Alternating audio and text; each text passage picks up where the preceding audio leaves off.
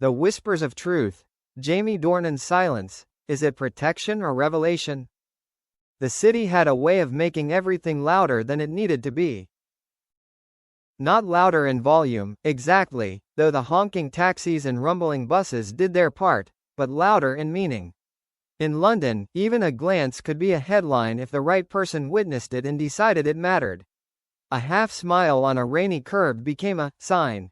A hand placed on someone's back while navigating a crowd became proof. The world seemed hungry for certainty the way winter streets were hungry for salt. Scatter it everywhere, and maybe something would stop slipping. Jamie Dornan had learned early that fame wasn't just attention.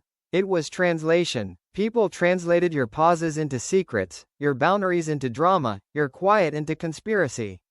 And the more you refused to speak, the more fluent they became in the language they invented for you. It wasn't that he never spoke. He laughed. He worked. He gave interviews, charmed hosts, and carried roles with a kind of restrained intensity that made audiences believe they were watching something private even when it was scripted. He shared enough to remain human in the public eye. He thanked co-stars. He joked about accents. He praised directors. He spoke about craft the way a carpenter speaks about wood, reverent, practical, precise. But when the topic approached the soft inner rooms of his life, his marriage, his home, the life he shared with Amelia Warner, his voice would often settle into a careful calm, like a hand gently closing a door. Not slammed, not locked, just closed. And that was what fascinated people most. On a Thursday afternoon in late autumn, the sky looked like a rinsed-out watercolor, gray, smudged, undecided. Jamie finished a meeting and stepped out onto a street that smelled faintly of damp leaves and roasted coffee. He didn't wear a disguise. He didn't need one. He wore something more effective, normal. A plain coat, a scarf, the posture of someone who belonged wherever he stood. He walked, not hurried, but purposeful. The kind of walk that didn't invite conversation. The kind that said, without arrogance, I'm in my own life right now. Yet the world still looked for him. A young man outside a cafe glanced up and recognized him, eyes widening with that sudden spark of discovery. Jamie felt it the way you feel sunlight move through clouds, subtle, shifting. The young man didn't approach, didn't ask for a photograph, but looked down at his phone with a quickness that suggested a message was being typed. You won't believe who I just saw. Jamie kept walking. He wasn't afraid of being seen. He'd been seen for years. What he guarded was something stranger. The right to not have every moment interpreted. At home, the noise fell away like a coat shrugged off at the door. The house was quiet in the way lived-in houses are quiet, full of soft evidence. Shoes by the radiator, a mug in the sink, a child's drawing propped on a shelf. There were no dramatic gestures here. No red carpets. No flashes. The light was warm and steady. He could almost feel his shoulders dropping into themselves, returning to their original shape. Amelia was in the kitchen, hair loosely gathered, sleeves pushed up. Something simmered. The scent, garlic, herbs, a hint of lemon, wrapped itself around him like welcome. You're back, she said without turning immediately, as if she'd sensed him the way you sense someone you love, even before you see them. He answered, leaning in to kiss her cheek. He did it the way you kiss someone you've kissed 1,000 times and still mean it every time. How was it? Fine. Lots of talking. She smiled then, turning to face him. Her eyes held that familiar mixture of amusement and knowing. You don't enjoy talking unless you're acting. That's not true, he protested lightly. It's mostly true.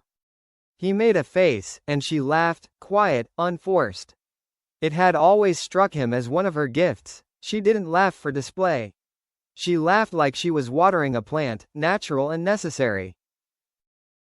Jamie moved around the kitchen, opening drawers, tidying nothing in particular, more ritual than task. The domestic choreography mattered. It was proof of a life. There was something almost sacred about how ordinary it all was. From the living room came the sound of children, soft voices, a sudden giggle, a small argument that resolved itself the way small arguments do when there's no audience. Jamie's heart pulled in that direction with the invisible string of fatherhood. Amelia touched his wrist. Before you go in there, did you see the thing online? The thing online, he repeated, the phrase already carrying a sigh. She nodded toward the counter where a tablet lay face down, as if it had done something shameful. He didn't need to ask what the thing was. There was always a thing. A rumor, a theory, a speculation packaged as insight. He'd learned not to chase them, not to feed them. The internet was an animal that grew stronger when you tried to wrestle it. Still, he lifted the tablet, turned it over, and tapped the screen. An article blinked up at him with the confidence of someone who had never met him. The headline was lurid, something about distance, about mystery, about sources. It used the word silence like it was an accusation. Jamie read the first few lines, then stopped.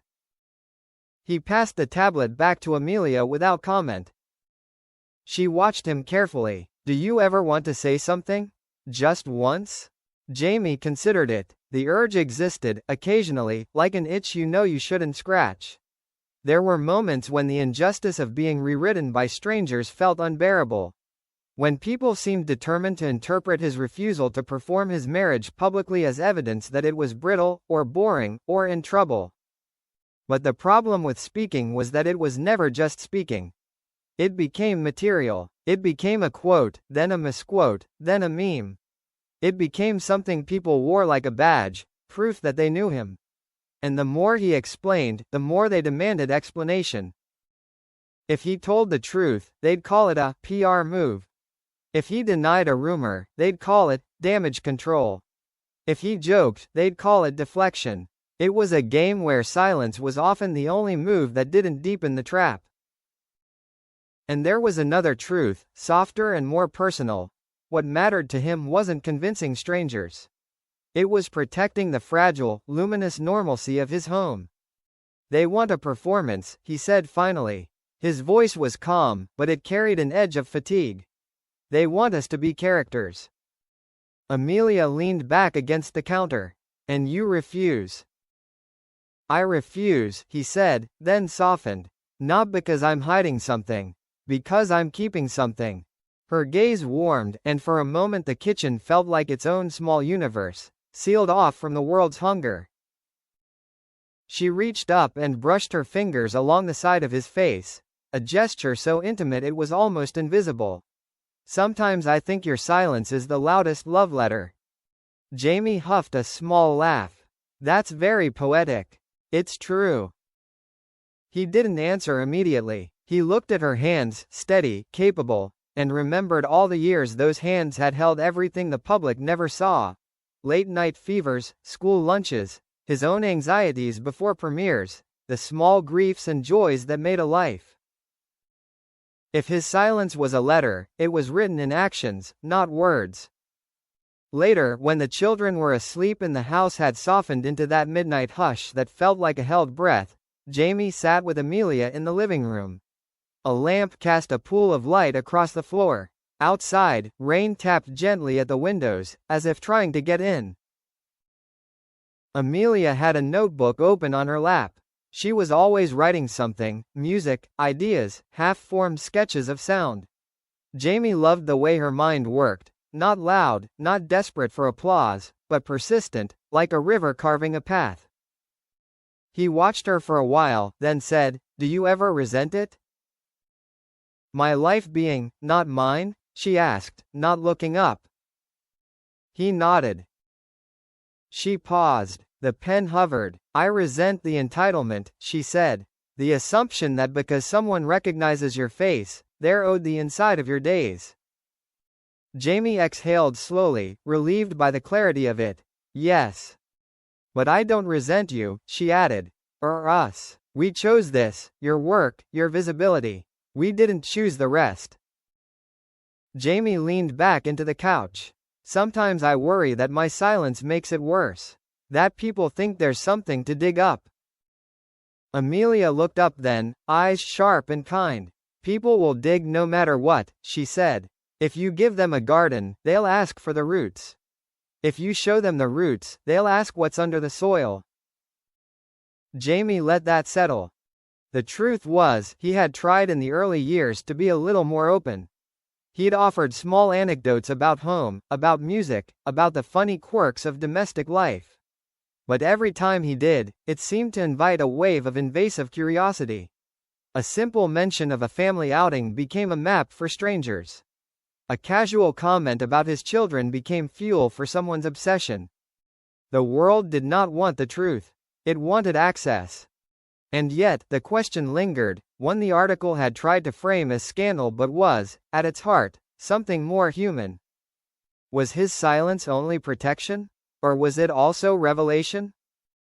Jamie had always believed love didn't need witnesses to be real, but he also knew that in the public imagination, love was often measured by visibility. If you didn't post it, if you didn't flaunt it, if you didn't feed it into the hungry machine, was it even there? There were days when he wanted to shake the world by the shoulders and say, some things are sacred because they are unshared. Instead, he did what he always did. He poured tea. He fixed broken toys. He showed up. In the weeks that followed, Jamie's schedule grew heavier. There were meetings, rehearsals, a press tour looming on the horizon. A new project had gathered momentum, and with it came the predictable parade of microphones and soft-lit studios and questions shaped like invitations to confess. On the morning of his first major interview, he stood in front of the mirror and adjusted his collar. Amelia stepped into the doorway behind him, holding a cup of coffee. "You'll be great," she said. He met her eyes in the mirror. "They'll ask. They always ask. They'll ask about us." Amelia's expression didn't change. "And you'll do what you do."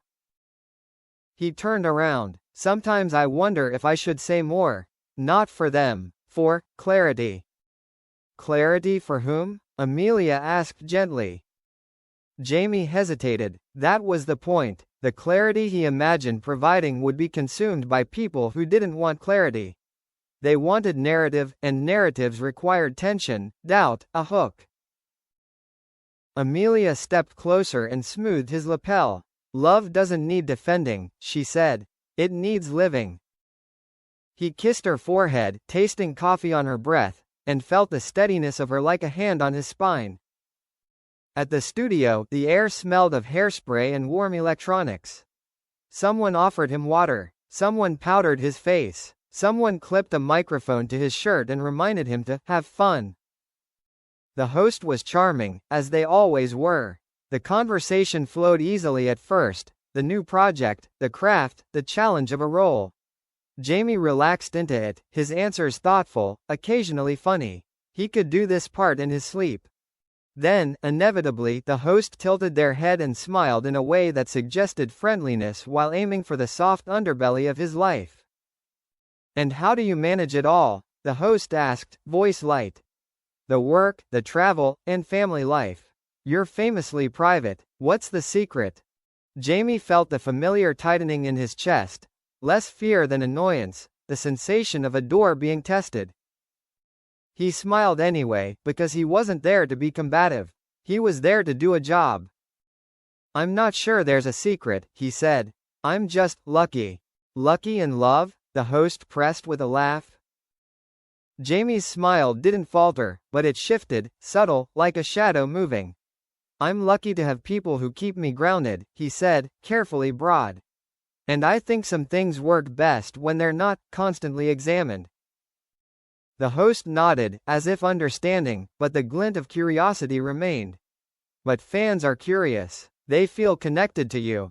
They want to know you." Jamie let that hang for a moment. Connection, he thought, was not the same as possession. "I'm grateful for the support," he said. "But my family didn't sign up for it. They didn't choose the spotlight. So it feels right to keep that part of my life for us." The host's expression softened, just a little. Maybe even they could hear the boundary in his tone, not defensive, but firm. The segment moved on. But later, when Jamie's team showed him clips, He noticed how the internet had already begun to frame his words. Some people called him admirable, respectful. Others called him secretive. A few wrote elaborate theories about what his reluctance really meant.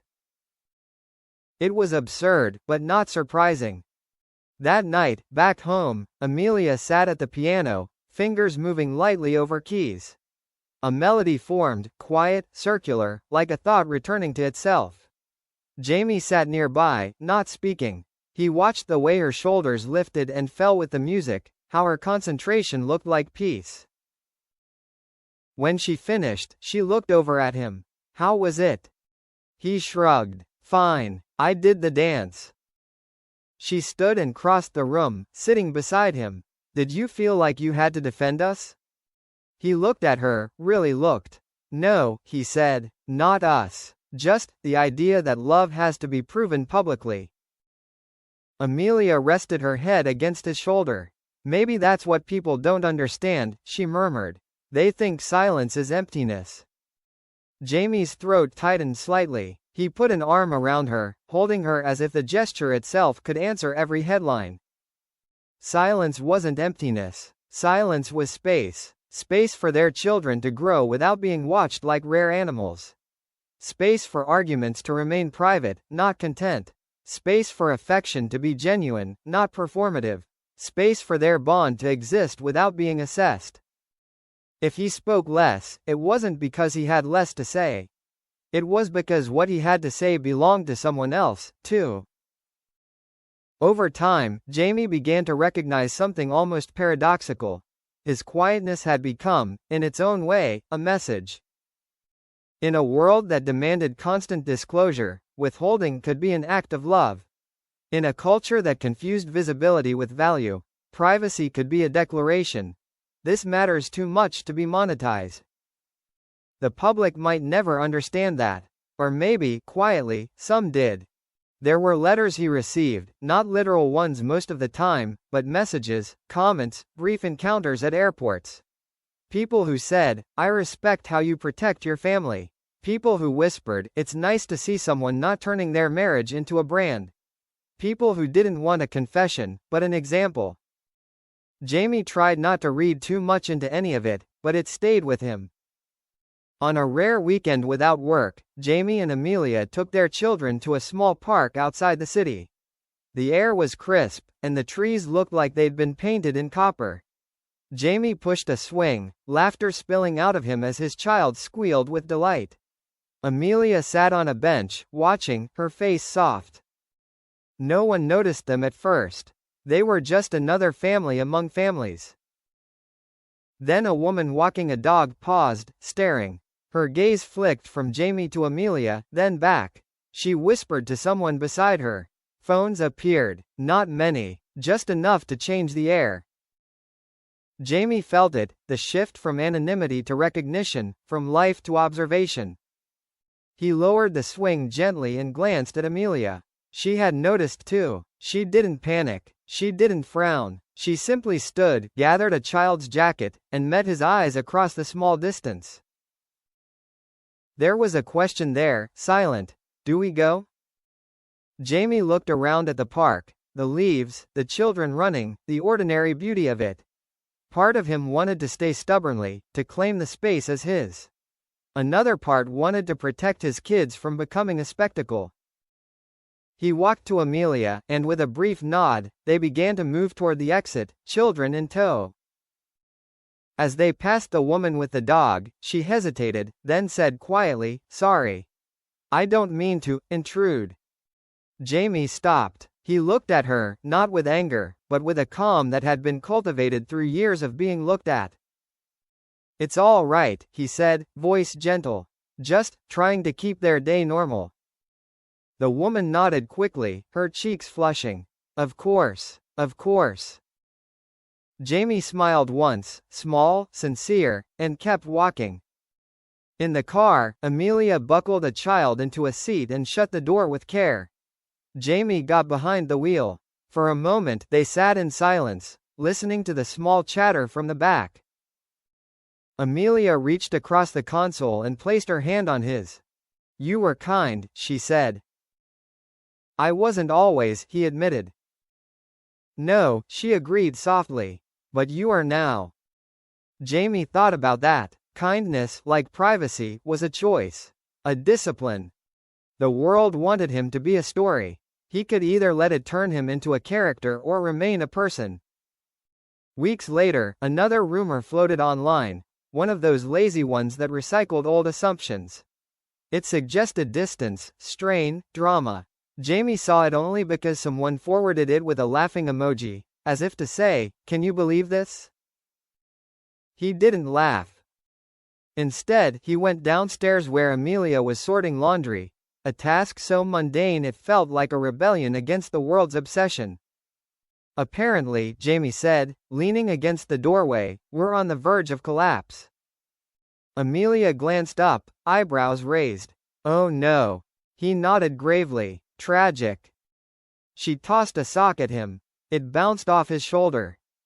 Jamie smiled, then crossed the room and pulled her into a hug, burying his face in her hair.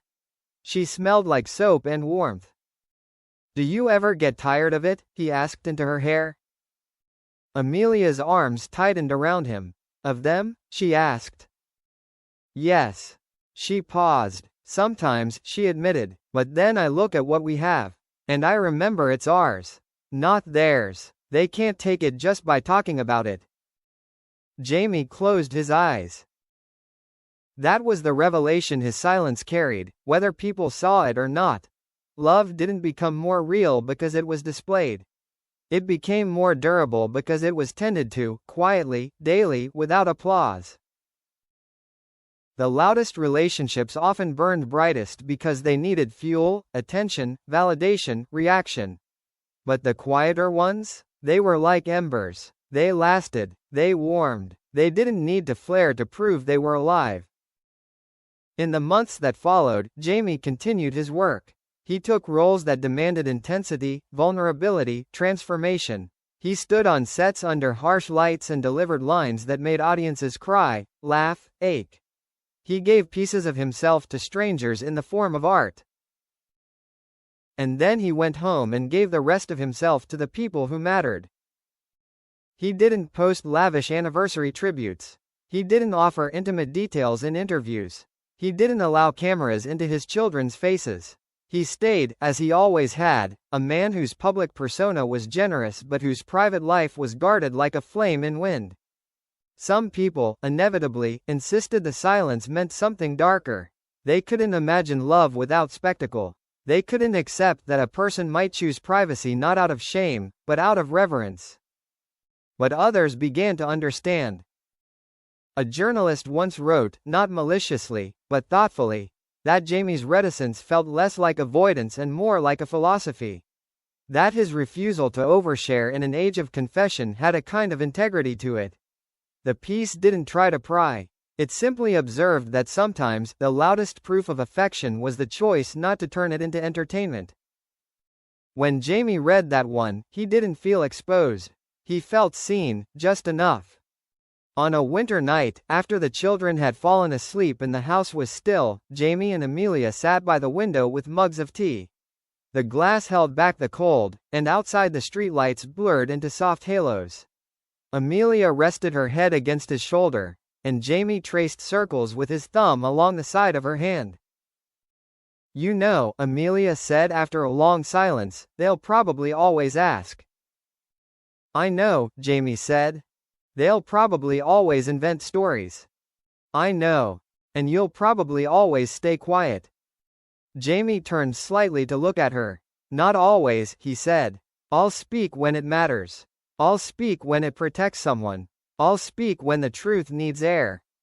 Amelia's eyes reflected the lamp light, steady, untroubled. And when it doesn't? Jamie's gaze softened. Then I'll let our life speak instead.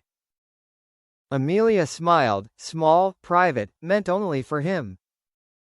And in that moment, the question from the headline, is it protection or revelation, felt less like a mystery and more like a false choice. Because sometimes protection is revelation. Sometimes the act of keeping something private reveals exactly how precious it is. Sometimes silence isn't the absence of truth. It's the shape truth takes when it refuses to be made into spectacle. Jamie leaned down and kissed Amelia's temple. The house stayed quiet. The world, out there, kept clamoring, kept guessing, kept translating. But inside, in the soft domestic glow, there was nothing to translate. There was only the steady, enduring sound of a life being lived, unannounced, unperformed, and deeply, unmistakably real.